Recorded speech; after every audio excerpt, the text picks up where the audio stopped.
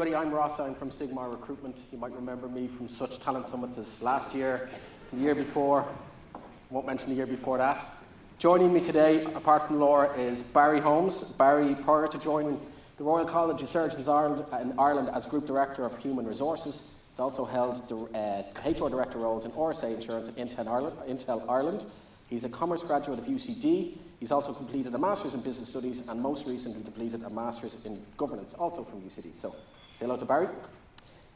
Next to Barry is Joe Creegan. Joe joined Zurich Life in 1992 and heads up the Corporate Life and Pensions Division in Ireland. He's an associate of the Irish Tax Institute, a fellow of the Irish Institute of Pension Management, and holds a graduate diploma in financial planning from UCD. And last but not least, we have Niamh Gray. Niamh is currently the VP of Global HR at Globoforce. She believes that if you put your people first, the rest will take care of itself. Globoforce has been ranked in the top 10 Great Places to Work listings for the last 6 years and received the Most Caring Company of the Year award in Ireland last year. So, the panel, everyone.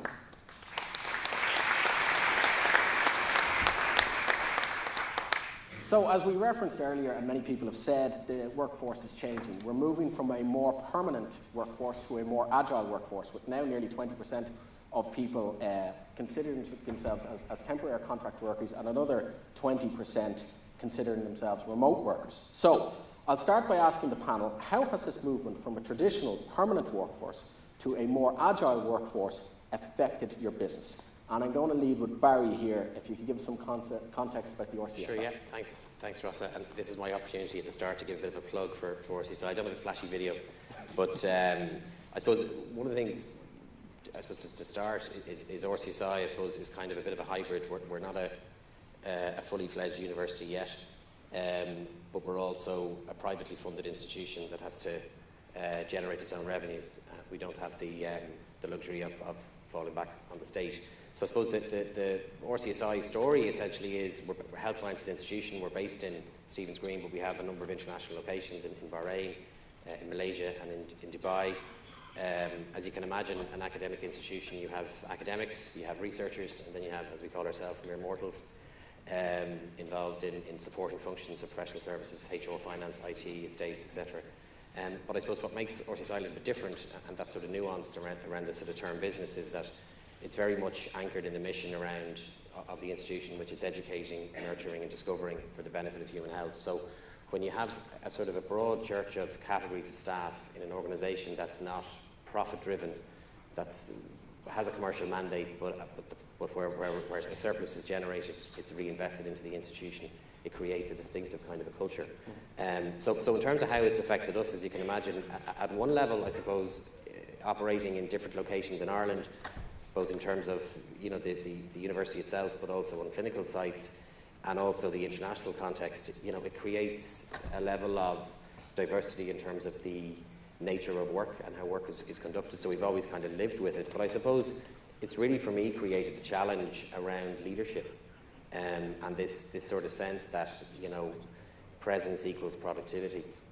And it's something that I've had to sort of challenge myself. I sort of came from a generation whereby if you weren't present in the office and you were working from home, you were probably watching Geraldo or Good This Morning or one of those morning sort of TV shows. You defined the people who asked for remote workers 10 years ago as what? It was quite diplomatic when we spoke. I can't remember what it was. Yeah, I can't remember quite the word that you used, but yeah. But I suppose it's challenged me to sort of take a different view around that. And whilst you might have policies and procedures in place which espouse all of the things around flexibility, it's really the notion around your relationship that you have with your manager. If you're not experiencing that level of trust in that one-to-one relationship, all the policies in the world aren't going to make a difference. Right. Joe, next question is for you, and it's a doozy, really easy question for you. Given that people have moved away from being permanent employees and are now working to a more gig economy, moving from that long-term mindset to a short-term mindset, how has the pensions industry, which has to be long-term, how has it adapted to that change? Yes, Ross, well, the short answer is probably not very well, because if you look at the statistics going back to beginning of the recession, you had something like up to 50% of people outside the public sector were participating in a pension. And that figure now, and people will have seen it recently with the proposals in relation to auto-enrollment, that's down to about a third. So what's happened over the last 10 years, the last decade, we've lost people, partly because, I guess, people are making decisions not to join schemes. In some cases, it may be employers who have decided that they don't want to encourage their members to join. But I think the biggest concern going forward is going to be, without an employer covenant, without an employer promoting it, how are we going to get people to start saving for their future retirement? I think the other issue probably is even defining that group. How do you define them? I believe there's a case in the UK involving Uber where there's some issue about whether in fact they are workers or not. But I think fundamentally the industry struggles at the moment to actually get member engagement where companies are contributing and encouraging people to join a pension scheme. That's going to become a much bigger challenge if more people are going to find themselves in a gig economy, or as somebody said earlier, maybe working for more than one employer. Yep. Who's going to help them in that respect? Auto-enrollment is supposed to come in 2022. That'll be an opportunity to do something about it, but I'm not quite clear how we're actually going to get there. Bit of a negative, perhaps, answer, but it's reality that we're all going to have to face as people become more mobile and more agile. And Laura, do you have anything to add here? Yeah, no, I think I absolutely agree, and I think it's like the last panel also said that it is the right thing to do. It is the way things are going, and we just need the processes and the policies and the rules around it to move in order to enable people to make the most of it. And Niamh, I'll leave you with the last point here if you have any. Yeah, I mean, I guess we've no option but to be agile. I mean, we're a SaaS company. We're co-headquartered in Dublin and Boston. We have outsourced facilities in Hong Kong, China, Mumbai, and Mexico. And so we have a mixture of all different types of employees. We service clients that have up to 300,000 employees globally. So it's really important to us that we have the right people in situ. We have a lot in our engineering space in Dublin here. That's where most of our development is done. In the US, it's slightly different. It's predominantly sales and marketing. So very different demographic, I suppose, in terms of our own workforce. Very different in terms of our clients. And we're growing 20% year on year in terms of our headcount. So we're moving at a very fast pace, as are some of our clients. And they look to us, I suppose, in terms of some of our solutions and services to help them overcome the changes that they're unfolding, whether it be from talent acquisition perspective, from a cultural perspective, transformational change, etc. So you need to be agile and you need to have your finger on the pulse, that's for sure.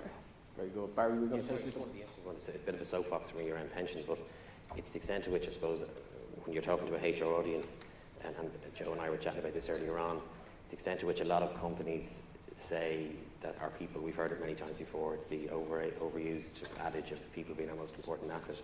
The degree to which, if we look at the data across the economy in terms of the number of employers that are actually auto-enrolling people as an explicit condition of employment, this notion of a responsibility of an employer to effectively ensure people, the decision is taken out of people's hands in some ways, particularly the younger generation, whereby if they're given a choice to join, as a lot of companies have, after 6 months, if it's a choice between putting 5% into a pension or taking an extra 5% for something else, there's only one winner. Yeah. So actually making it a condition that you start to build up a saving culture amongst a younger generation. I'm saying this maybe as a bit of an old fuddy-duddy, but I think it's really important, and I think if we're true to the values that we all have in our organisations around that I think we need to start taking the lead, and I don't think it's up to the insurance industry on their own. I think we have a responsibility as employers and leaders in businesses to do that.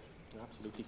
I'm going to move on to the tools of engagement. So Sigmar Recruitment, thanks Adi, use a number of different apps and platforms to help us engage with our staff. So we use WorkVivo for communication, use Social Talent for an always-on learning platform, we use Interview to engage with candidates and clients. We also use Qt, we do. I have not been paid anything by any of our sponsors or our colleagues here to mention that, but they're excellent apps and they really do work for us. So can I ask you what specific tools or systems are you using to engage with your employees?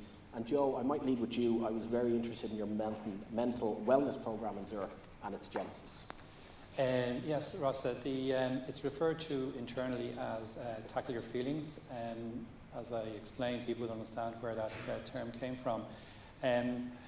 But it was an opportunity that came out of the fact that, as you might expect, as a large insurer, market-leading insurer, we are responsible for ensuring, providing insurance for companies for their employees, both in terms of death benefits and income protection. And what we'd noticed over the last number of years, and particularly through the recession and beyond, was that we started to see, not just in Ireland but globally, we started to see, you know, a greater number of claims for income protection arising from mental health issues rather than physical health issues. Particularly in Ireland, that is the case now. It is the greatest cause of income protection. And I guess in that situation we said, well, look, is there something maybe we can do about this? We were also conscious of the fact that with 1,200 people in Ireland, Zurich was no different than any other organisation, and you know, we had a responsibility to the people who worked for us, and how, you know, what could we do for them? And as it happened, the staff in Zurich for years had adopted a mental health charity as the sole beneficiary of our fundraising. So we sort of knew that this would be quite a natural fit. Now, in fairness, we don't have expertise in this area, so what we did was we teamed up with Rugby Players Ireland, hence the tackles in the term, tackle your feelings. And they had already a program in place, especially people working with players whilst they were playing, and also post their playing days, to help them around issues around mental wellness. And obviously we all know that feeds into your physical performance on the pitch, and also we feel, you know, for employers looking after their staff. So we put together, it was eventually launched in 2016. We put together an app, an external app, and there was also a website, and if anybody wants to download it later, our stand over there can give you the details, and we're also running the external video that we ran.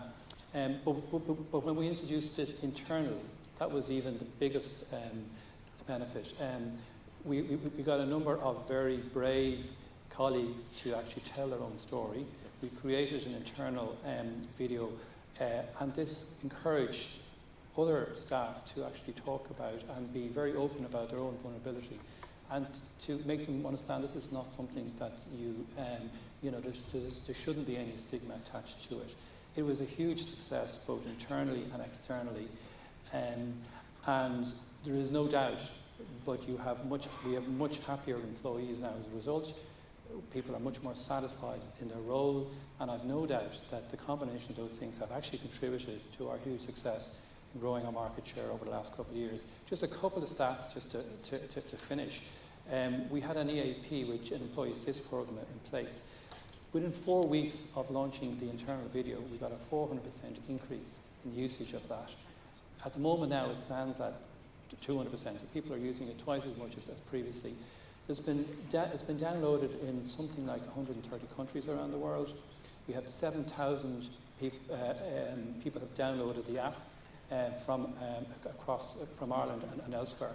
And in the final sort of testament to the HR team and the L&D team, some of whom are here today, actually Zurich Group, who put a lot of funding behind it, have actually now decided to launch this in Australia, Zurich, Australia, with the AFL, and on the condition that the team in Ireland actually go out there and show them how to actually implement it. So, I mean, it was originated in Ireland, but it's now becoming a global thing. It was a simple idea, hugely successful for both our customers and our staff. Very good, very good.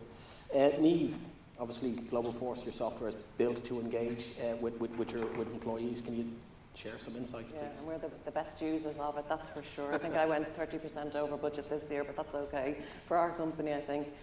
Yeah, I mean, Globoforce, you know, we use the phrases like social recognition, you know, crowdsourced performance reviews, continuous feedback, etc. But I mean, in its simplicity, maybe I'll explain it a little bit differently.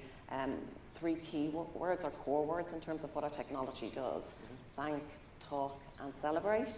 And the thanking part is showing recognition for your employees, and thanking and showing gratitude to employees all around the world. Some of our clients include LinkedIn, Symantec, Procter & Gamble, Cisco, Citi, GE. I could go on, and some of these companies obviously have, you know, 50,000 employees, 100,000 employees, 250,000 employees, all around the world. And I suppose what they're looking from a kind of a centralised solution, an online solution, is a place where they can just do that, thank their employees for doing a great job. It might be sales, it could be just general recognition above and beyond, it could be, you know, health and safety, it could be, you know, for Hershey. Hershey is another client of ours. Their program is called Smiles, and it's about putting smiles on people's faces. So if you think about that degree of positivity that you can, you know, create a culture of positivity, a culture of connectivity in your workforce, that's kind of what our clients use our technology for in that way, in terms of thanking their employees. The second part, and we use it ourselves obviously, of course, the second part, talking, so continuous check-ins. So another part of our application, our Work Human Cloud application, is about conversation. So it's having that ongoing check-in, that conversation, having, you know, asking for feedback, setting priorities. So it's a very light touch, very modern approach rather than, you know, the traditional way of having performance conversations.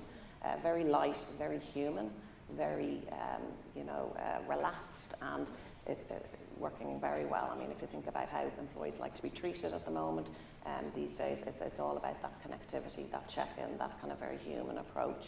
And the last part of our technology and our solution is about celebrating. So celebrating employees' life events potentially, whether it's marriage, whether it's new babies, and also service milestones. So when you you know, have been in a company, whether it's 2 years, 5 years, 10 years, that your company celebrates and thanks you for all of that, and that your colleagues get to weigh in. So the social aspect of it in relation to the thanking, the recognition part of it, to celebration, is that your employees can and your colleagues can add, you know, videos, photographs, you know, warm wishes, and all of that creates a huge, you know, positive atmosphere, a huge positive culture, increases engagement, increases performance, increases retention, and that's why I suppose our technology is so well used throughout the world by these massive multinational companies that are looking for a simple, modern solution, that's a really effective solution as well. And obviously it's all online, it's multilingual, multi-currency, etc., and that their employees get an award at the end of it to choose what they wish to do with that. So, yeah. Thank you. Laura or Barry, anything to add? Yeah, I mean, I suppose, you know, in the RCSI context, I mean, you know, we've the traditional forms of engagement, you know, the standard stuff people be aware of, you know, town halls or memos and newsletters and all that kind of stuff. I mean, two things we've tried, and again, not all of these things work equally successfully. One that we're currently in the process of working with at the moment is WorkVivo, which you mentioned at the start. We're looking to deploy that this year, which enables us to be able to connect more quickly on an online basis with employees right around the world. So I think that'll be an exciting development for us. But I think one of the kind of more traditional things that we've tried, and again, I think for any engagement tool, it's got to kind of link in with your purpose as an organisation. It's got to work for the employees. Is we've tried the medical concept of grand rounds, which I was very sceptical about. The CEO has been talking about it for 5 years, and I said it's never going to work. You're not going to get people from different parts of the organisation to come into Stephen's Green and talk about the work that they do, some of which is brilliant work that they're doing, but I said, you know, who's going to come along and listen to the finance team talk about finance? But people turned up. I mean, I still think that the reason they turned up is because we had to put lunch on, so if you put food on, people would turn up.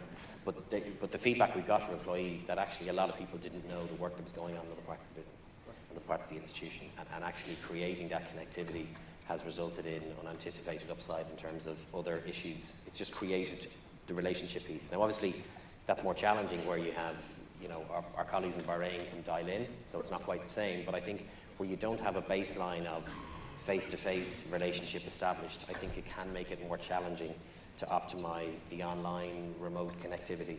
And obviously not every organisation can do that, but I think my message and our message as a HR team has always been to try new things, and it's supposed to trying to bring to life the whole notion of failing fast. If it's not working, try something else. And if employees kind of share that notion, that it makes it much easier to try something new if something isn't working. They're just two things we're doing.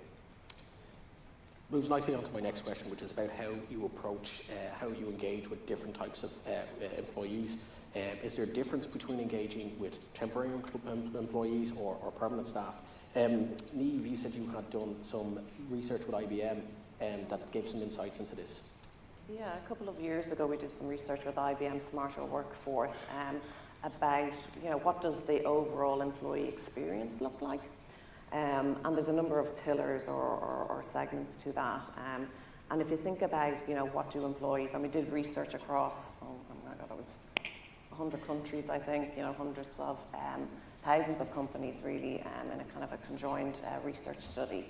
And the results of that were what employees are looking for is looking for trust. They're looking for a sense of belonging, a sense of purpose, to be thanked, to have a bit of fun.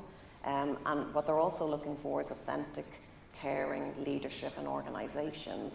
And I suppose this is a kind of a shift, I suppose, and a lot of the content of the conversation today has been just about that you absolutely must listen to your employees. From a recruitment perspective, obviously it's so difficult. And if you have, a potential candidate who has two options of where they're going to move to next, will I go work with this company that's a great place to work, that has a really positive culture, that cares about me, that will give me time to innovate, that will, have, celebratory moments, that will recognise me, or will I go to, a crappy place to work, for example? I mean, I know which one I would choose for sure. So anyway, the research showed that that's what employees are looking for, and if one wants to provide exceptional employee experience, that you should be looking at these different, and the statistical, the results from the surveys that we've done, all around the world have proved that they're the kind of the key, some of the key elements that employees are looking for. And so it's really important as a CEO of a company, or as a head of HR, or whether you're in recruitment, or it's really important that you're focusing on what's going to click, I suppose, with the workforce of today. I think you said, Laura, you mentioned you have to be agile. Yeah. Like you have to be agile to be able to engage. We are moving on to the last question. We're nicely on time. What is the secret sauce for sustainable performance? I'll leave it with you, Laura. What do you think it is? Yeah, I mean, I think it's a very tricky question. Anything that says secret sauce, it's going to be very hard to answer. I mean, I think that from our perspective, it is about understanding and recognising the changes that are happening, and I suppose building on those in order to create success and set people up to succeed. So recognise that, yes, the workforce is changing, recognise that we want to engage with people, recognise that some of them want to work in a smart way, in an agile way, while others still want to come into a place of work. They want to have their social identity at work as well. So I think we have to recognise the changing world of work, the changing demands from the people within it, and provide some sort of a sense of purpose and a pathway for people that they can choose to go on in order to succeed and perform into the future. Thank you. Niamh, for you, it is Work Human. So what is that, and why is it so special today? Yeah, so as of about an hour ago, our company changed its name. So our company is now called Work Human. So, I mean, a little bit of history about that and why we've changed our company name, I suppose. We started an event probably 4 or 5 years ago now called Work Human. And that was as a result of our clients and prospects asking us to have some sort of a conference or seminar because of the work we had done, as a result of what our product does, as a result of how we've transformed their companies and their cultures in a hugely positive way. So we said, okay, we'll do just that. So we call the event Work Human. I think we had 500 attendees. We hosted in the United States in different cities each year. And this year, it's on 2 weeks' time. We're expecting 5,000 attendees, so a mixture of clients, prospects, and those that are interested in understanding what the future of HR is all about. The types of speakers that we have range from celebrity, well-known actors, actresses. This year, our main keynote speaker is George Clooney for his humanitarian work, etc. Obviously well known. Last year we had Amal Clooney. Actually, the year before we had Michelle Obama. The year before we had Michael J. Fox, and they all have a different story, and it's a very interesting story because of who they are and what they do, I suppose. But we also have hundreds of other speakers sharing what they've done in their organisations. Maybe they're researchers. We do a lot of research ourselves with Deloitte, but other people who've written books on, say, happiness at work, or positivity, or mental well-being, or how do you create a culture in these changing times, etc., etc. Lots of different talk tracks, different things, and it's just grown. And it's just, we're absolutely delighted about it. But it was born from our clients wanting us to do something and share what we feel as being visionaries in terms of HR, I suppose. And it's been so positive such that we were having two conflicting brands, I suppose, our Globoforce, our company brand, versus this event that's just kind of spiraled out of control, as I said, in a great way. So yeah, as of this morning, I work for a different company now called Work Human. So yeah, so exciting, a busy day ahead, that's for sure. Very good, and congratulations. Joe, what's it for you? What's the secret sauce?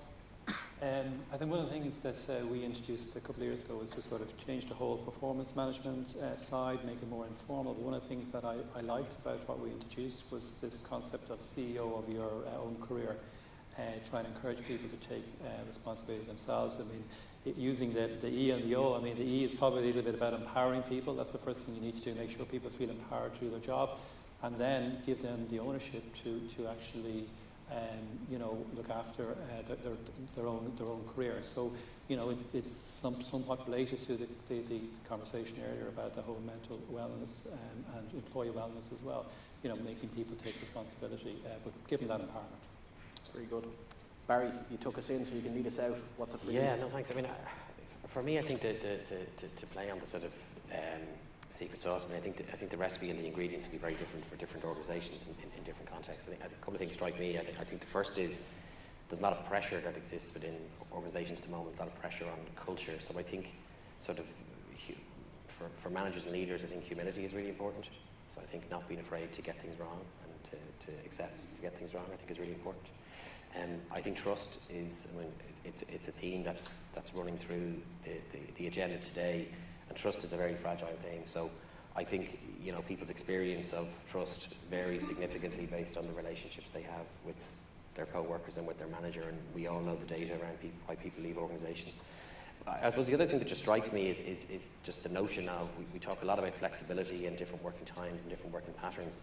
And it's something in the CIPD we're talking quite a lot about, which is something that is the strapline in the CIPD, which is around championing working lives, is actually what constitutes a good job. And actually sometimes in our haste to ensure that we're just getting the job done is actually standing back and reflecting and actually saying, well, are all jobs good jobs? Because some jobs aren't. And I think we have a responsibility, a bit like the pensions one, to up my soapbox again now, to just be thoughtful and reflective about that. I think that's really important. So for me, they're the couple of themes. Okay, that's it. We're out of time. Thanks so much, everybody, and thanks so much to the panel.